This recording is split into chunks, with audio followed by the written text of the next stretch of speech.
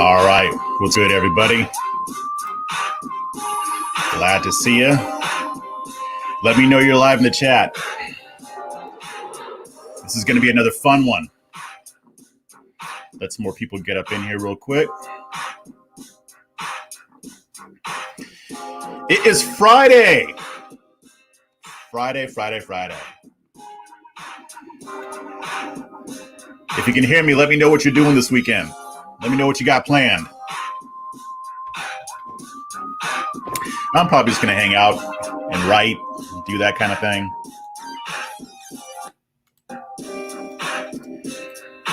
Okay.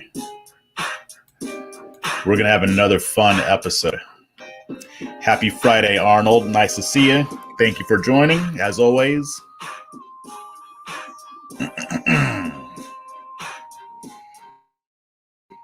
Okay. Go ahead and pod that down. We're good to go. Oh, no, we're not. It wants to start over again. My computer likes my theme music. All right. So we've got some very interesting things to cover today.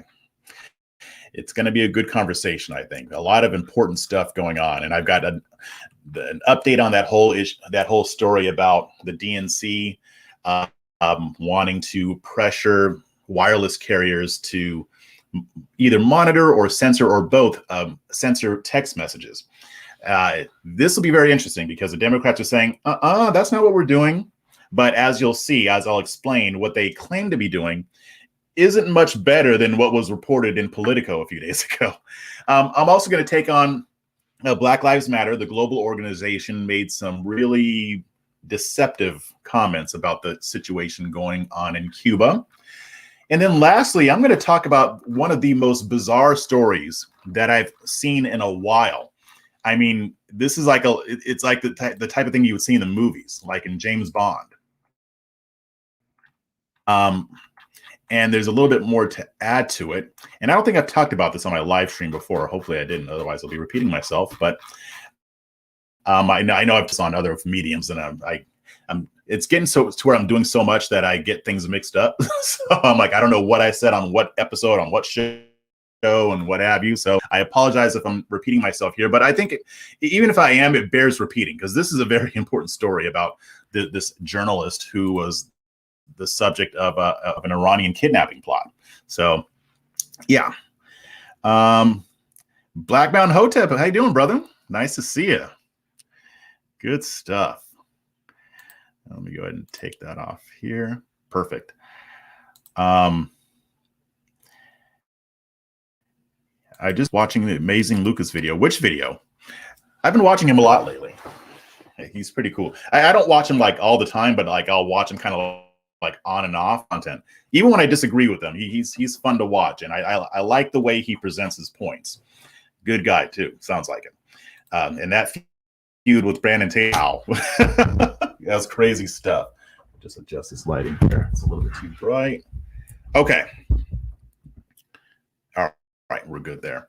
So before I get into the meat and potatoes here, just going to give a shout out to my sponsor. LibertyNation.com is a proud sponsor of A Fresh Perspective with Jeff Charles. Check out LibertyNation.com for all of your conservatarian news, original articles and analysis, videos, podcasts, Liberty Nation Radio, and their signature TV program, The Conservative Five, all on LibertyNation.com.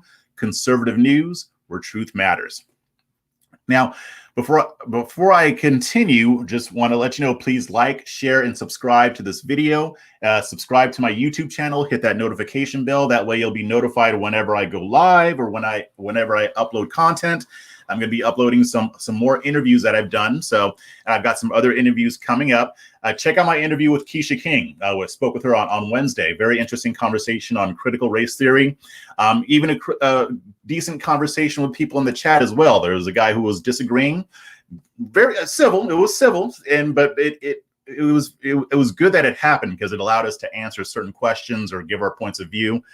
And kind of see where people were getting it wrong on both sides and where people are getting it right on both sides.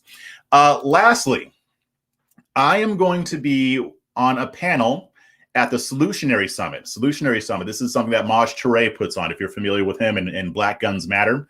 The Solutionary Summit will take place in Miami, Florida, between September 3rd and the 5th. So if you want to come out and support, you can get your tickets. I should have put a link to that in the show notes. But if you check on Maj, the link, and I'll be updating that as well in future live streams. But it's going to be awesome. My panel is going to be on the media, of course, because I'm media. The lovely Kira Davis will be part of that panel. And I believe Amazing Lucas is going to be on that panel as well. Looking forward to meeting him in person. Hopefully I'll be cool enough, to hang with him. As far as followers go, I'm not on his level yet, but maybe he'll, throw me some crumbs. And I believe also Rhonda Mary is going to be on that panel also. So it's going to be awesome. And there's going to be a lot of other panels as well, covering different types of topics. So I definitely encourage you, if you're free that weekend, get your tickets and get on out there. And besides, you get to meet me in person. What could possibly be better than that? You can just come there, shake my hand, and then leave, and you will have already gotten tremendous value that is far beyond the value of what you'll pay for the tickets. All right. Now, let's talk about the Democrats who, got in a little bit of hot water because if you'll remember, a Politico report was released that talked about, in part, about how the Democrats and also the Joe Biden White House is dealing with supposed misinformation about the COVID-19 epidemic and the vaccine. And obviously, when you hear the Democrats talk about misinformation, I always give them the side eye real quick because I don't trust them. I'm not saying that there's no information about COVID-19. I've seen some of it. I think it's fair to admit that this stuff exists. But usually when the left says misinformation or disinformation, what they're really saying is people saying crap that we don't like or that we disagree with. So obviously there's reasons to be skeptical. Now, I'm going to be quoting from an article written on libertynation.com by one of my colleagues and from an article that I wrote as well. But just to give you a little bit more background, I don't know if you didn't catch my live stream on Tuesday, then I'll give you a little bit of background on what's going on here. But it starts with the notion that the White House and the Democratic Party are trying to limit misinformation, especially when it's being spread online. Excuse me. So the author writes, a White House spokesperson, Kevin Munoz, reiterated the plan, saying, quote, when we see deliberate efforts to spread misinformation, we view that as an impediment to the country's public health and will not shy away from calling that out. This is, by the way, this is written by Kelly Ballard. And she also writes, quote, the Biden administration and the Democratic National Committee are among the groups, quote, planning to engage fact checkers more aggressively and work with SMS, which is short message service, so SMS carriers, to dispel misinformation about vaccines sent over social media and text messages, according to Politico. Kelly Ballard writes, quote, how they hope to implement this and the details on punishment for saying anything contrary to the left's narratives were not yet revealed at the time of this writing. So to put that another way, what Politico reported was that the Democratic National Committee, along with other organizations, are planning to apply pressure to wireless carriers to root out and censor certain text messages that are supposedly spreading misinformation about the coronavirus and about the vaccine. Now, the way a lot of people took that, and myself included, is that they're going to be doing this with peer-to-peer text messages. This means that if you and I are hanging out, or maybe we're talking, and I send you a text message, that would be peer-to-peer. But and that terminology is important, as you'll see in a second. Now, the Democrats are essentially trying to allay suspicions that it plans to pressure wireless carriers to censor text messages. And these people they're claiming that the article that was published in Politico wasn't quite accurate. Now, I'm I'm reading from stuff that I wrote, but I'm also quoting from the Washington Examiner, who did an interview with a Democratic operative familiar with the matter. Now, here's one misconception that came up, and luckily I didn't quite fall for this one, but the idea was that it was Biden and the Biden administration who was going to be doing this, and that they were going to be monitoring communications. That's not true. Now, there is no evidence that Biden is in on this, although I wouldn't be surprised if he supports it. But to be fair, he's not the one doing this, and his team isn't the one doing this. It's being done by the DNC, which is obviously allied with Biden, but still, it is important to make that distinction, right? I don't want to lie about what's going on here, and I don't want to accidentally spread mistruths. But even so, the DNC is definitely the target or the point of contention here, because Politico did report that the DNC is going to be part of this initiative. Now, what the Democratic official told the Washington Examiner is that the Democratic Party is, quote, training its grassroots volunteers to sign up for various mass email lists from Republican-affiliated groups since 2019. And these operatives would flag messages that might look, suspicious, or that may contain misinformation in this case, or they look for messages that might serve as fodder for them to criticize Republicans and conservatives. Now, here's the thing. Republican operatives do the exact same thing. So this is normal, nothing crazy here. You have operatives on the Republican side who will sign up to receive text messages or emails from Democratic operations or Democratic aligned organizations to see what they're up to. As a matter of fact, this also spills over into media. It's a common practice on both sides. Journalists on both sides will do this. I have signed up for certain emails from certain organizations so that when I get them, I can see what they're doing. And if they're doing something crazy, I can write about it. So again, nothing wrong here. This is normal. There's nothing scary about it. I mean, this isn't spying. Well, I guess it is kind of spying, but I mean, it's public, right? I mean, anybody can do this. This is not the point of contention. People have the freedom to sign up for any email or text message list that they wish.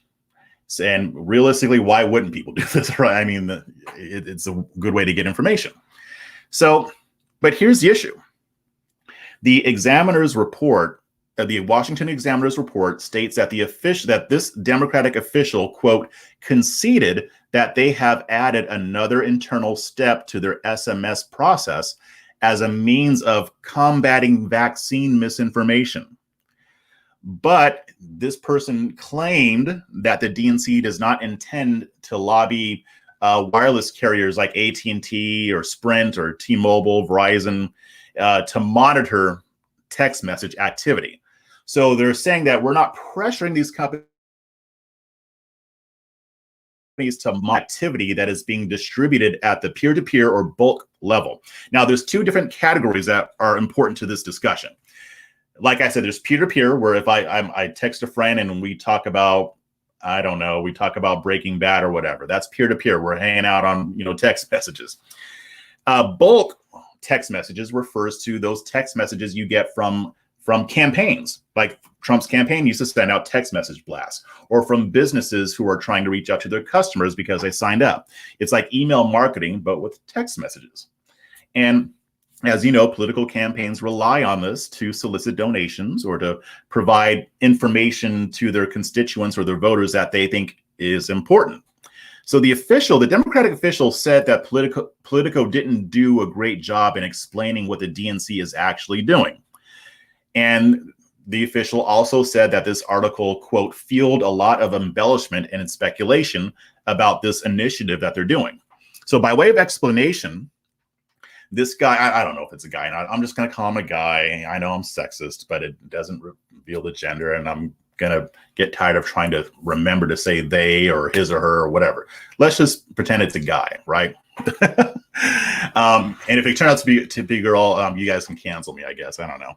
But he said that this initiative involves monitoring bulk text messages. Again, so not peer-to-peer, but they want to monitor bulk text messages sent by right-leaning organizations, and they're going to flag supposed misinformation about the coronavirus and the vaccine.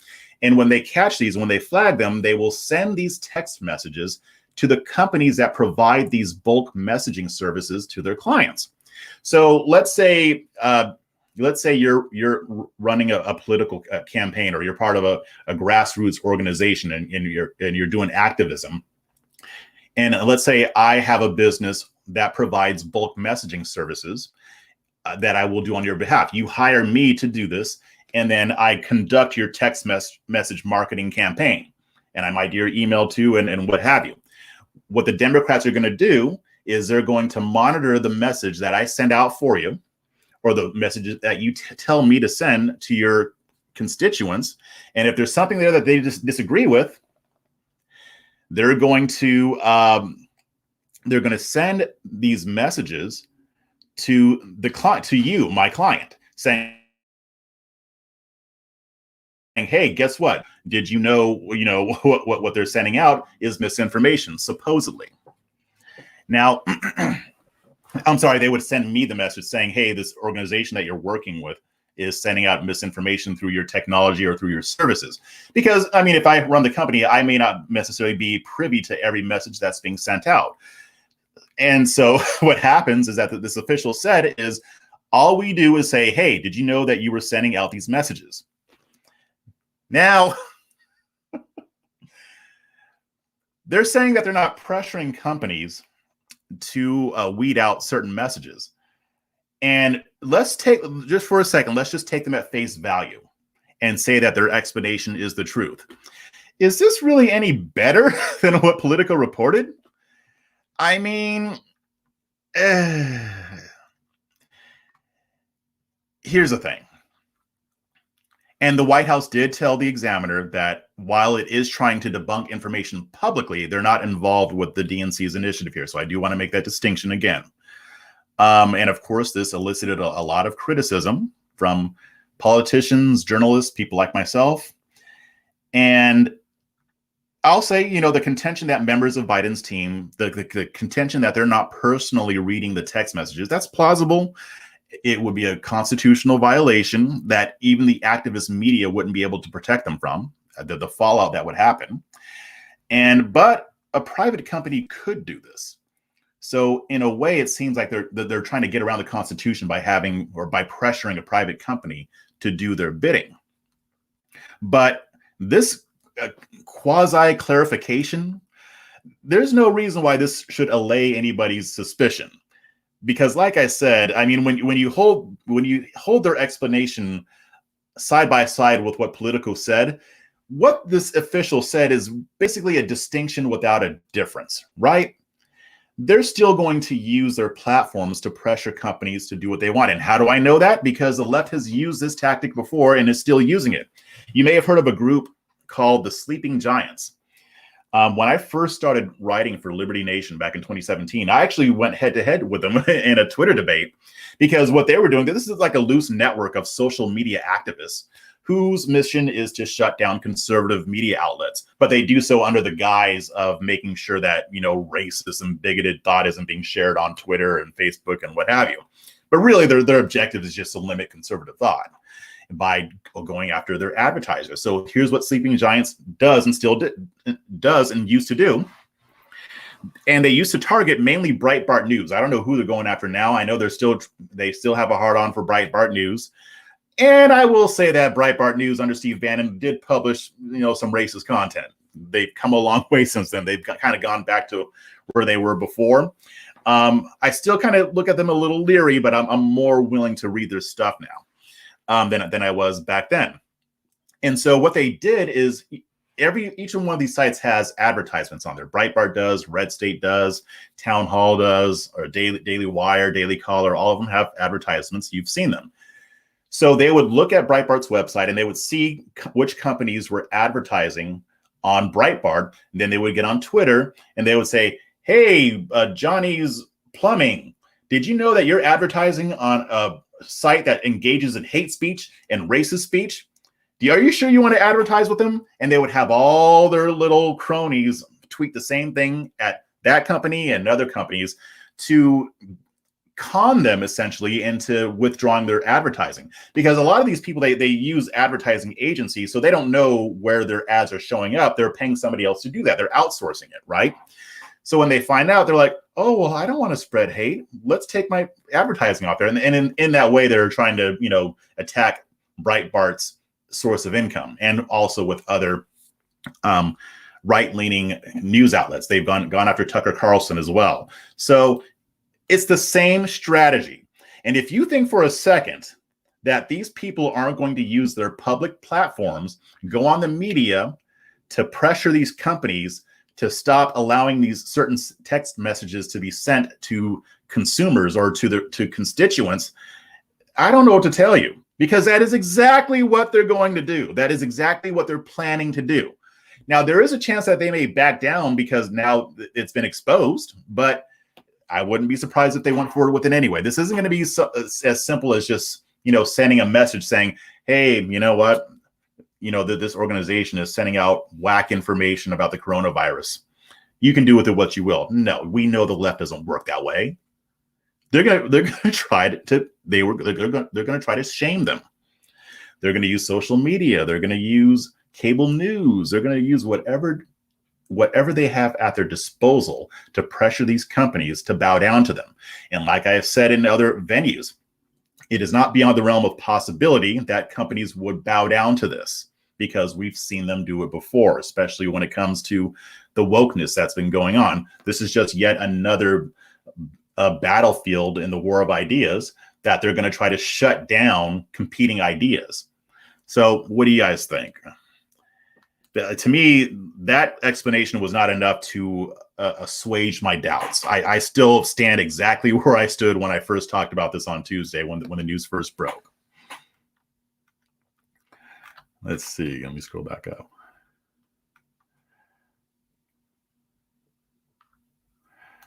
Yeah, and I saw some headlines on this. The one about Jennifer Psaki's press conference on working with social media companies and censorship. I saw a little bit about that. I want to know more.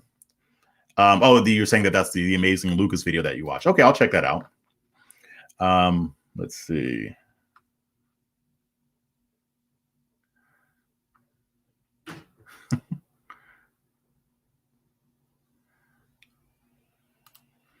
They're scared of confrontation. The programming doesn't work if they have to respond to real people. Yes, that is exactly true.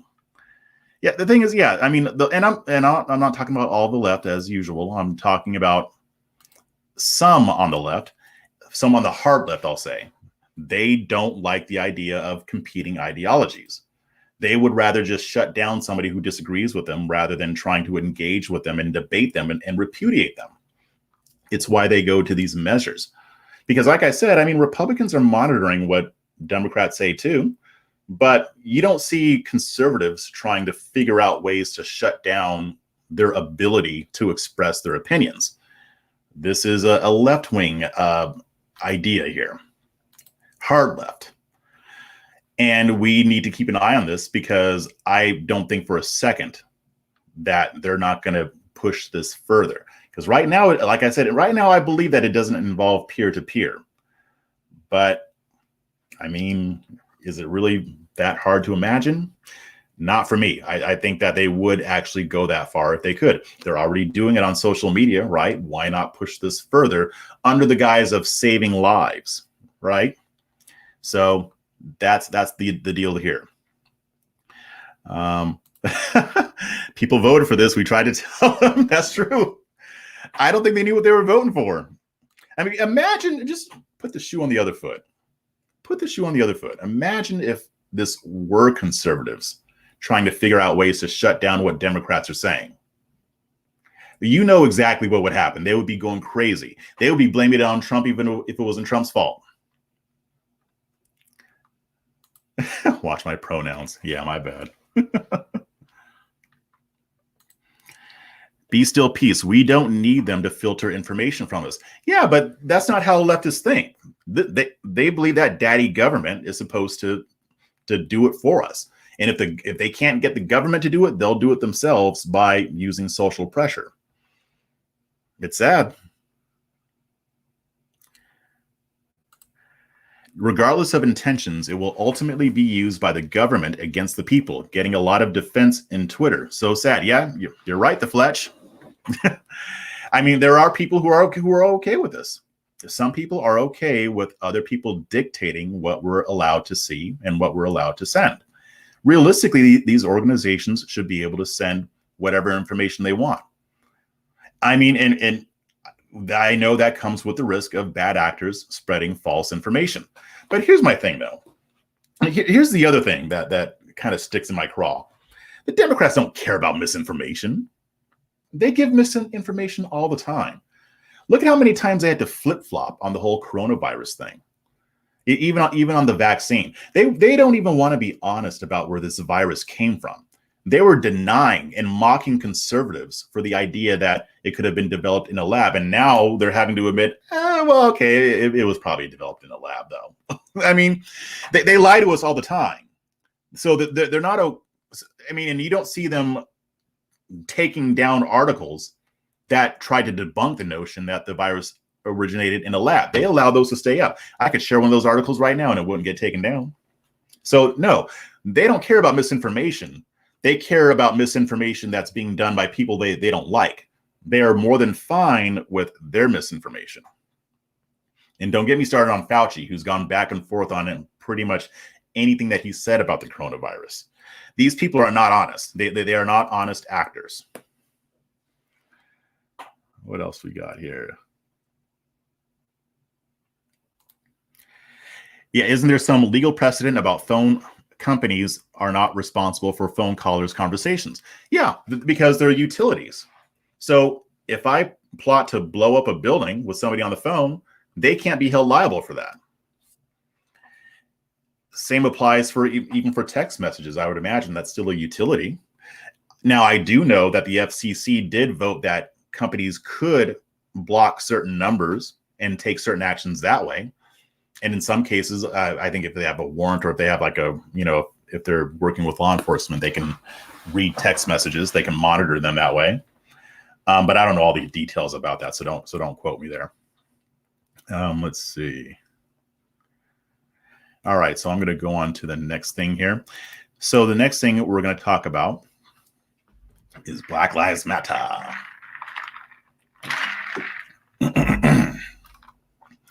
But before I get into Black Lives Matter, don't forget to head on over to libertynation.com, a proud sponsor of A Fresh Perspective with Jeff Charles. You can sign up for the daily briefing. You can subscribe to the member zone, or you can just check out the latest cutting edge conservative news and analysis with none of the spin and all of the nuance, all of it. Check out new and original material on libertynation.com, conservative news where truth matters. Now, Black Lives Matter is a damn lie. And I'm not talking about police brutality here. I'm talking about what they're saying about Cuba. They released that statement, I believe it was either yesterday or the day before, the Global Black Lives Matter organization. Marxist as hell, and of course they're lying about this. Of course they're supporting Cuba's communist government. Marxists are going to Marxist, right? But the statement that they released was a lie. They lied, and the truth ain't in them. They're out here lying because it's free. And I'm going to go ahead and go over some of it, not all of it. But the protests in Cuba have put a lot of Democrats in a very weird situation, right? Not all of them. Some of them are fine with condemning what the government is doing, and they're fine with even condemning communism, and I'll give them props. But with President Biden, it took him a while to condemn communism. Now, I still give him props for doing it. I'm still going to give him credit. It was a little late, but better late than never. He came out and forcefully condemned communism, which is what he should do. And even from a strategic perspective, it was a good idea because this might be unpopular. Joe Biden is not a communist. Joe Biden is not a socialist. Now, I do see him kind of trying to appease that crowd. So I think he's going more left than he normally would. But I do not believe that he's in the same realm as Bernie Sanders or Rashida Tlaib or Ocasio-Cortez or those folks. But then there are some on the left who haven't even bothered to hide the fact that they are standing in solidarity with the communist government of Cuba. I mean, not even AOC has quite gone this far. She did try to kind of deflect from what they were doing and to deflect from the fact that it was her ideology or the extreme outworking of it that has caused the situation that Cubans are dealing with today. It's interesting, but the global organization, it was on Wednesday. They posted a statement on Instagram and also on Twitter, and they took the opportunity to respond to the protests happening in Cuba and to blame this whole thing on the United States. And they essentially say that the plight of the Cuban people is America's fault. So here's how the statement began. Quote, Black Lives Matter condemns the U.S. federal government's inhumane treatment of Cubans and urges it to immediately lift the economic embargo. This cruel and inhumane policy, instituted with the explicit intention of destabilizing the country and undermining Cubans' right to choose their own government, is at the heart of Cuba's current crisis. Now they continued, quote, since 1962, the United States has forced pain and suffering on the people of Cuba by cutting off food, medicine, and supplies, costing the tiny island nation an estimated $130 billion. They didn't give any sources to back that up, by the way, that number. Could be true. It could be a lie. It goes on, the statement goes on to accuse the United States of punishing Cuba because of its, quote, commitment to sovereignty and self-determination. And they accuse the U.S. of trying to crush, quote, the revolution. What revolution? They're empowering Cuba. They're not revolting against anything, but whatever. It goes on. It gets even, this would be hilarious if it wasn't so sad. It gets even worse. The statement also says that Cuba has, quote, historically demonstrated solidarity with oppressed peoples of African descent. And they complimented the government for protecting Assata Shakur. She's a Black revolutionary who was allegedly involved in the murder of a New Jersey police officer. And that means somehow that Cuba's government, loves Black people. I'm going to debunk that in a second. I'm not going to bore you with the rest of the details because it's just the usual leftist stuff. But let's start with BLM's claim that America is responsible for the economic conditions that are going on in the country. And mind you, again, they don't even mention the government's role in this. They act like the government is just as pure as the driven snow. But we know why, because they're communist. And Black Lives Matter is communist. I wouldn't even call them Marxists anymore. These people are communists. I mean, come on. I mean, they're essentially admitting it. First, I got to point out, the U.S. is not obligated to open trade with any nation at all. We can trade with whoever the hell we want. If a nation can't make it without the United States giving it something, then maybe the nation needs to change something, especially one that communist rule. Because the thing is, even if we were opening up trade, does that mean that Cuba's government would all of a sudden stop oppressing their people? Everybody, when you live in Cuba, you can't say anything about the government. You live in squalor unless you happen to have gotten in good with the Castro family or the government. You don't have freedom.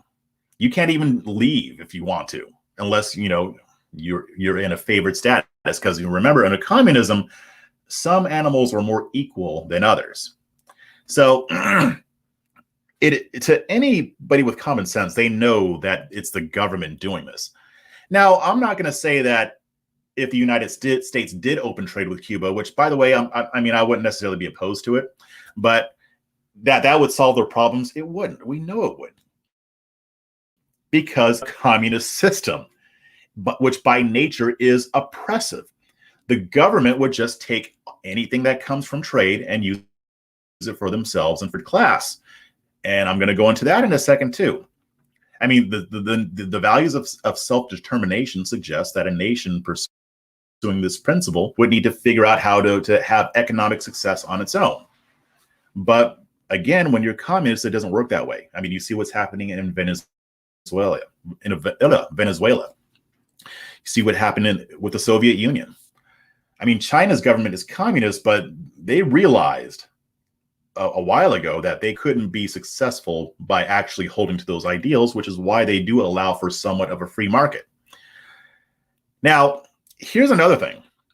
On Wednesday, Cuba announced that it was temporarily lifting restrictions on travelers bringing food and medicine supplies and other resources to people in the country. So if you want to travel to Cuba to bring medicine or that kind of thing, you can do it. But here's my thing. If Cuba was so intent on getting help from outside sources, why would there be a restriction on this in the first place? Why would they not? If they know that people are living in squalor, they're starving. Starvation is a huge problem in Cuba. Why would the government prevent people from bringing food in? Obviously, the government doesn't want the people to get the help, which means that if we open up trade, those people still won't get the help. This government does not care about its people. This isn't rocket science. Now, according to CNN, people who bring food in, stuff like that, nobody will need to pay duties on the items imported into the nation, and this will be in effect for the rest of the year. So it means they're going to put the restrictions back up again when the year is out. If the Cuban government again was so concerned about being able to get help from other countries, why would it have had these rules in the first place? It doesn't make any sense. Also, here's another question. Why does the communist government of Cuba skim off the top? When Cubans in America want to send money to their relatives, if they really cared about it, if this was really an issue, they would make sure that that money went to the family members that are supposed to benefit from it. They would make sure that all of the money goes there. Now, last year, the Trump administration, they put a new embargo regulation that outlawed business relations with companies that are under the control of the Cuban military. Why? Because in a display of evil that would make La Cosa Nostra blush, the government, like I said, was stealing a portion of the hard-earned funds that Cuban Americans were sending to the family. So the Trump administration had to do something about this. It's been a rampant problem for decades. And speaking of remittances, there is yet another flaw in Black Lives Matter's argument. It is the embargo that is primarily responsible for the conditions in which Cubans live. Here's the thing. The United States sends a lot of funding to the nation. We send a lot of foreign aid to Cuba, quite a bit. Not as much as some other countries, but we send a lot. First I'm going to talk about the remittances because that's important. According to the Cuban Research Institute, Cuban Americans send about $460 million in remittances to Cuba each year. Of course, not all that money gets to the people because Cuba's government steals it. The United States government has sent tons of cash to the Cuban people over the years.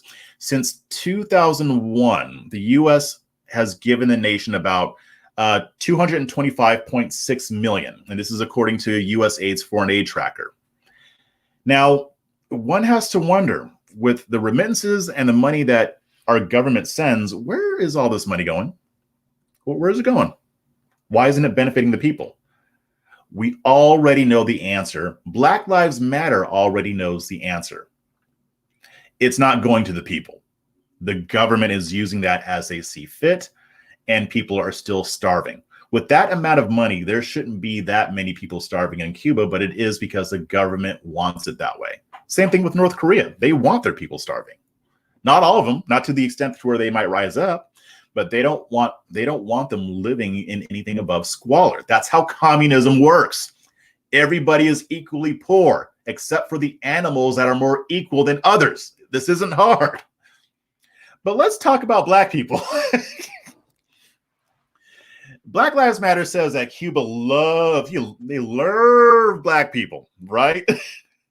But is this government as woke as they're trying to make us believe? I mean, it only took a few minutes of research for me to find this out, guys. And when you dig deeper, you'll find out that this government cares about Black people about as much as David Duke and Richard Spencer. And what's sad is that people on the left are aware of this. Even people on the left have come out against this. In 2009, there were 60 high-profile intellectuals who signed a protest declaration, and it said in part, quote, "We cannot sit idly by and allow for decent, peaceful, and dedicated civil rights activists in Cuba and the Black population as a whole to be treated with callous regard." Some of the people who signed this, Reverend Jeremiah Wright, Professor Cornel West, actress Ruby Dee, and a bunch of others. Now, I went on a website called foreignpolicy.com. You've probably seen it. And they kind of talk about the history of race in Cuba. And I shouldn't be laughing at this. It's really not funny. But they explain that Fidel Castro, when he seized power in 1959, he seemed like he actually wanted to address issues related to racism, because there was racism there. There still is. But it seems like he may not have been all that serious about it, at least not the way he wanted people to think. Only 3 years after he took over, he declared that racism was over. I can't help it, but I'm going to say it anyway. Does that sound familiar, racism being over? I mean, it's people pretending that racism isn't a thing anymore. Maybe we have more in common with Fidel Castro than we think, especially on the right. I'm just saying. You know, I'm kidding. But at the same time, I had to point out that similarity. Anyway, the reality is that Castro was only seeking to minimize and conceal the impact of bigotry in Cuba. Now, this is from Foreign Policy, this quote, "However, one of the actions taken by the government to eliminate differences within the population was to outlaw organizations structured around racial identity, including the Black social clubs that had sprung up in the 1930s and the 1940s in response to the de facto segregation that had existed before the revolution." Now, it gets worse. The article also points out that Castro outlawed public conversations on racial differences and race relations, and this pretty much killed any effort to address civil rights issues. Those who spoke out against anti-Black racism, they were, quote, "branded as counter-revolutionaries and often detained, sent to re-education camps, or forced to leave the island in exile." So they were punished. If you lived under that regime and you wanted to march in the streets for civil rights, your ass is going to jail, or you're getting exiled, or you're going to a re-education camp. It was bad.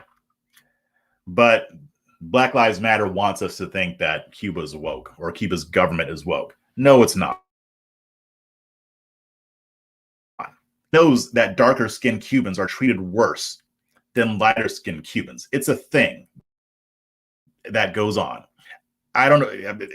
It's racism. It's racism. And Fidel Castro upheld racism under the guise of fixing racism.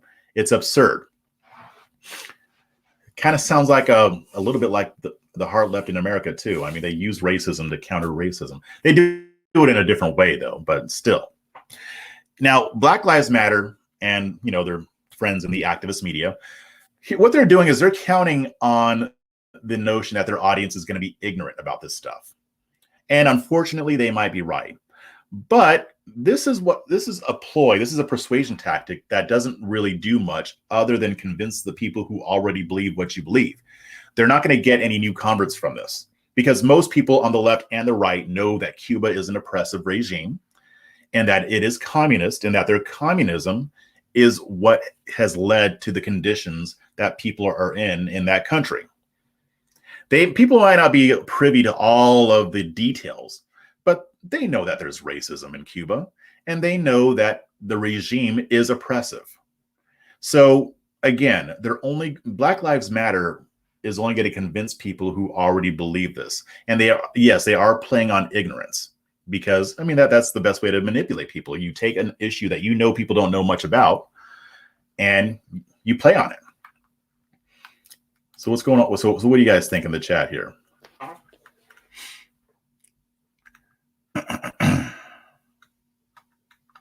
The flesh. Good point. So Cuba requires trade with a capitalist country to survive. Stalin would be so mad about this. He's rolling over in his grave.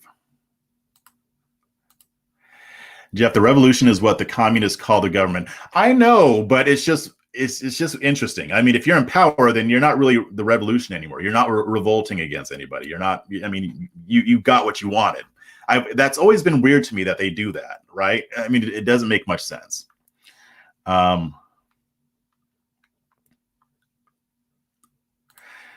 Mama, does BLM support Biden? I've heard them praising and condemning him. I think it depends on who you talk to, honestly. I'm sure that there are people that are of mixed opinion. I mean, I've seen people from Black Lives Matter criticize Biden, and I've seen some praise him.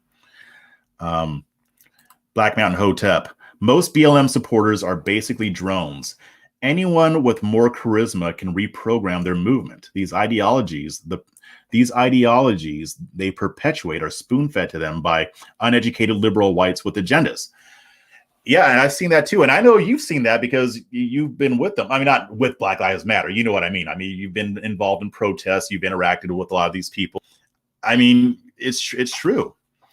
I mean, that the NPC meme is accurate. I mean, a lot of these people just believe what they're told. Same with Antifa. I mean, I've talked to people in Antifa out here in Austin. And most of them are younger college-age people, 19, 20, 21, around there. And they don't know much yet because they're young. And when you go to a university, you get certain ideas fed to you. And if you don't know much, you're going to buy into it. It's sad. What else we got? 1984 is a goal for them. They want to be Big Brother. Yeah, these people are using 1984 as an instruction manual, not as a cautionary tale. What else we got?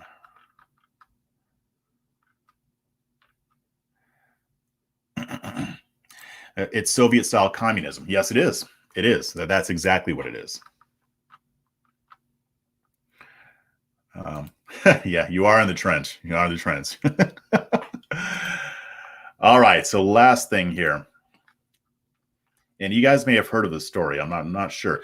It seemed like this story should be getting a lot more attention than it is. I'm going to say that, guys, because this is intense stuff. Like the notion that, I mean, and here's the thing. It's not that media outlets aren't covering it. I see them covering it.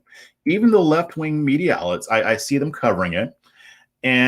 But it just doesn't seem like it's making that big of a splash, right? I mean, it just seems like while they're paying attention to it, they're not making a big deal out of it. Or maybe it's just not catching on. I don't know what it is. I mean, but this isn't one of those issues where I'm going to say, oh, the media's not reporting on it, because they are. Now, on Tuesday, the Department of Justice announced that it was indicting members four Iranian nationals who are part of Iran's intelligence services for a plot to kidnap an American journalist and human rights activist. Now, the charges include conspiracy related to kidnapping, sanctions violations, bank and wire fraud, and money laundering. Now, I should have put the link in the show notes. I'll try to put it in there after. But read the Department of Justice report. You can look it up on this plot. It is intense. I'm not even going to cover all of it, but this was a very elaborate scheme to abduct an American journalist and bring her back to Iran. And by the way, her name is Masih Alinejad. You may have seen her on Twitter. If you haven't, follow her. Her first name is spelled M as in Mary, A-S-I-H. Last name Alinejad, A-L-I-N-E-J-A-D. All right. I'll tweet about her too, so you can follow her on my YouTube page. But she's been around for a while, and I've been following her for a while because even though I'm not into foreign policy as much as I used to be, I still like to kind of keep up.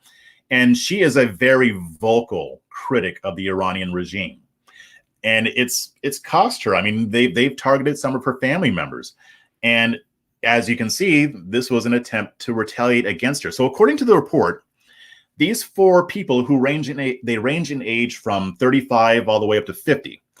They were conspiring. They quote, conspired to kidnap a Brooklyn journalist, author, and human rights activist for mobilizing public opinion in Iran and around the world to bring about changes to the regime's laws and practices. Now, U.S. Attorney General Audrey Strauss of the Southern District, she stated that these people, quote, monitored and planned to kidnap a U.S. citizen of Iranian origin who has been critical of the regime's autocracy and to forcibly take their intended victim to Iran, where the victim's fate would have been uncertain at best. Now, I know that they have to couch these in certain terms, but I'm just going to say it. They would have either killed her or imprisoned her. If they had succeeded in their plot, she would be rotting in a cell right now, either awaiting execution or she would just die in prison. That's what they wanted to do to her. Now, the head of the FBI's counterintelligence division says that the plan was to retaliate against her for her freedom of expression. And by the way, this was directly ordered by Tehran, by the Iranian government. These weren't rogue actors. These weren't people acting of their own accord. They were ordered to do this by the Iranian government. This is according to the Department of Justice. So they must have gotten some kind of evidence on this, right? Now, Ahmadinejad, she took to Twitter and she was very grateful for the plot, but even her story is intense. And I'm going to play a little clip here really quick. Give me a second. Where is it? Where is it? Okay, nope, that's not it. Okay, yeah, here we go. So 1 second. Get rid of that, get rid of that.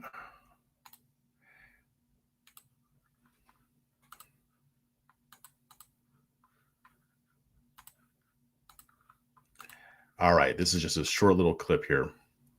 I left my homeland to come to America to be safe. And now I found out that even here in America, in the United States of America, I'm not safe because the Islamic Republic of Iran can easily hire someone here to kidnap me. Of course, I'm under FBI protection, but what I want Biden's administration to do, take a strong action. We don't really need empty words, especially when they said that this is a law enforcement. It just broke my heart because this is not called law enforcement, Jake. This is called kidnapping, and the Islamic Republic actually challenging the authorities, the U.S. authorities, and saying that we have the power to actually come to your land, to your own soil, and harass your journalists, spying your citizen. And now we have to actually see Biden himself, the President Biden, actually condemn that strongly. Yeah. So you hear what she said? She straight said it right out. Iran is saying, yeah, we will come to your country on your soil and we will kidnap somebody if we feel it's necessary. This is crazy. This should be getting far more attention. Who knows of what other plots may have come around? And she's right about Biden because as of this live stream, President Joe Biden has said nothing about this. Nobody on his team has made any comments. Now, if I'm wrong, correct me, show me where it happened. But I've been looking and I've seen nothing from them. Now, her story is crazy because she even posted a video on Twitter shortly after the news broke. And they still have FBI vehicles in front of her house, by the way. And she's at her window showing it to you on her phone that they're still there. They approached her 2 weeks before and they said, you need to be under our custody. They didn't tell her why. They didn't give her the information until later, but they said, you know, we need to protect you. They wouldn't let her travel. They wouldn't let her do anything because they wanted to protect her and make sure that nothing happened to her. She had to be moved to 3 different safe houses because of this stuff. It's insane. This is crazy stuff. I am so glad our authorities caught this plot because this would have been horrible because she is a very strong voice for change, you know, when it comes to the Iranian regime. Now, according to the statement issued by the Department of Justice, the operation to kidnap Ahmadinejad began in June of 2020. And of course, again, this was to silence her. Now, here's the thing. This wasn't their first resort here. Before deciding to kidnap her, they tried to use a tactic that they seem to use on a lot of different people to get them back to Iran, especially dissidents. What they tried to do was lure her to a different country, to a third country. So here's what the report says, quote, in approximately 2018, Iranian government officials attempted to induce relatives of victim one is Alinejad, who reside in Iran, to invite the victim to travel to a third country for the apparent purposes of having victim one arrested or detained and transported to Iran for imprisonment. Now, it sounds like they tried to do this through her parents. I thought I saw another quote from her where she kind of explains that a little bit further, but obviously they didn't accept the offer. They said, no, we're not going to do this, or, they couldn't be enticed. And the officials of the authorities, they found an electronic device that was used by one of the operatives, and it had photos of Alinejad. They were doing surveillance on her. They were taking pictures of her while she was outside of her house gardening. They were keeping tabs on her. They had photos of her and also two other individuals. And unfortunately, these two other individuals were successfully lured to other countries, and they were captured. One of them was executed, and the other is in prison. And the statement from the DOJ reveals a very extensive surveillance operation. They used a lot of different methods to track her movements. They even used American private investigators to keep tabs on her. And again, it's very fortunate that the FBI and that they caught on to this and that they foiled it. But here's my question, though. Since when does Iran have the balls to do something like this? I mean, I've never heard of them actually doing something like this, at least not in the United States. I know they do it elsewhere, but in the United States on American soil. Like, what's giving him that chutzpah? I mean, it might be tempting to think, oh, it's because, Biden's a weak president. But again, they started plotting this in 2020. So Trump was still in office. Maybe they were anticipating that Biden would win and that they'd be able to get away with it. I don't know. I don't think so, because I think that if Trump were still in office, they still would have tried this. Now, either way, you have to ask, I mean, is this going to be the start of a new trend? Because like Alinejad said during that segment, I think that was with Jake Tapper, that sends a message. We are willing to come to you and we will kidnap your citizens. Alinejad is from Iran, but she is a naturalized citizen, so she's one of ours. And again, so far, President Biden has not issued any statements condemning this plot. And actually, on the same day that the news broke, which this is a coincidence, obviously, that he didn't know the news was going to break, Biden waived sanctions on the Iranian regime, allowing them to gain access to funds from South Korea and Japan. And he's still trying to move forward with the resurrection of the nuclear deal that President Trump scrapped. And Politico reported, a U.S. official told Politico that Biden is still pursuing getting this deal going again. And to me, if they were going to be this bold with Trump in office, how much worse are they going to get when they see that the guy in the Oval Office right now isn't really serious about checking them? I mean, Biden has not checked him. If this were found out under Trump, Trump would have been out front. I mean, he's got a lot of flaws, but he would have been in front of a camera immediately saying, I wish you would try something like this. I mean, you saw how he threatened North Korea. Like, he didn't mess around. He would send a very tough message that if they were to conduct this type of operation, they would live to regret it. But with Biden, we don't have that with him. We just don't. And, I don't care what you feel about the nuclear deal, whether you like it or not. A sitting president should not be willing to let something like this go unanswered. It's just like what Obama did when there was an operation that was monitoring Hezbollah, which is an Iranian-backed terrorist group that's very active in Lebanon, but they're also all across the world. And they were getting into the illicit criminal activity industry, human trafficking, drug trafficking, especially, very active in South America. They work with the cartels, and they were growing. They weren't as big as they are now, but the reason they got so big is because of these illicit industries. And this investigation, I wrote about this about 3 years ago. They were investigating what was going on with Hezbollah and monitoring how they were growing. They were reporting back saying, hey, these guys are growing because of they're getting into drug trafficking. Obama shut down the whole investigation, and left them alone because they were working on the nuclear deal and they didn't want to jeopardize it. So they were willing to allow Hezbollah to grow into what it is now just to get this nuclear deal, which in my opinion wasn't really going to do much of anything. The same thing is happening today. Iran is flexing its muscles. It's starting to feel itself. And I don't know where this will end up, because I don't even know what's going to happen with Ahmadinejad. She may have to be under protection for a long time or for the rest of her life. It's horrible. We should not allow this to happen to one of our citizens. But under this administration, it seems like that's what's going to happen. What do you guys think? Did you guys hear about this story? I know some of you did. Let's see. Yeah, they had her on Fox News. I want to watch that. Yeah, it was crazy.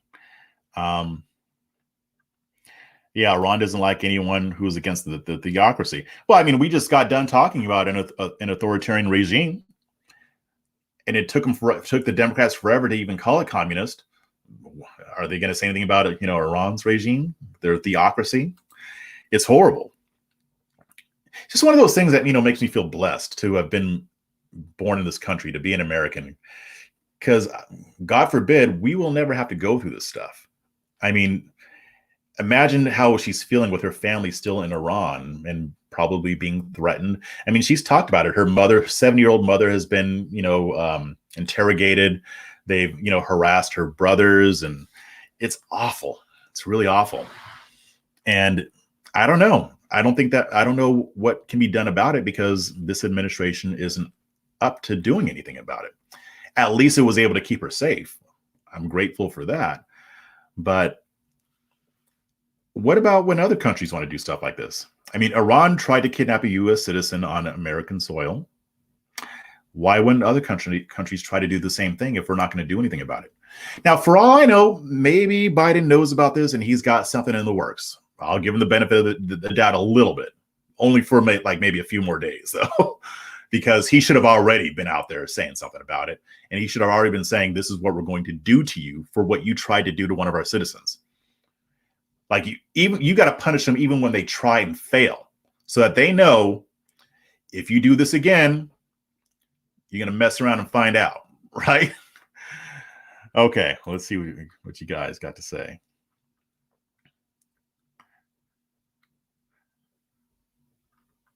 Let's see. Scott Messick. And there are still people that coddle that evil regime. Yep. No war, but severe sanctions. There is no dealing with those devils.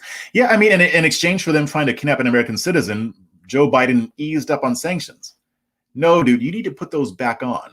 Put on some more. They need to be punished for this. And it's terrifying, because we know what happens if they don't get punished. They're going to keep doing it. Sasha, this is why human trafficking needs to be a focus point for the GOP and America in general. No American should be intimidated by Iran on American soil. Yeah. I mean, it shouldn't happen even if an American travels abroad. Yeah, it shouldn't happen then. They should be messing with American citizens, but especially on American soil. This is crazy. Like, I'm still, this story came out on Wednesday or Tuesday or Wednesday, and I'm still blown away about it. That doesn't happen normally. We're so weak right now. Yeah, it appears that way, and it sucks. It really sucks. Like, people are all like, oh, we lost a lot of respect in the international community because of Trump. No, I mean, I will take that and have people afraid to kidnap American citizens on American soil. I'd rather have Trump saying stupid crap. I mean, honestly, I would, rather than somebody who's going to just bow down to them. Again, I'm not saying we need to bomb them, but something needs to be done.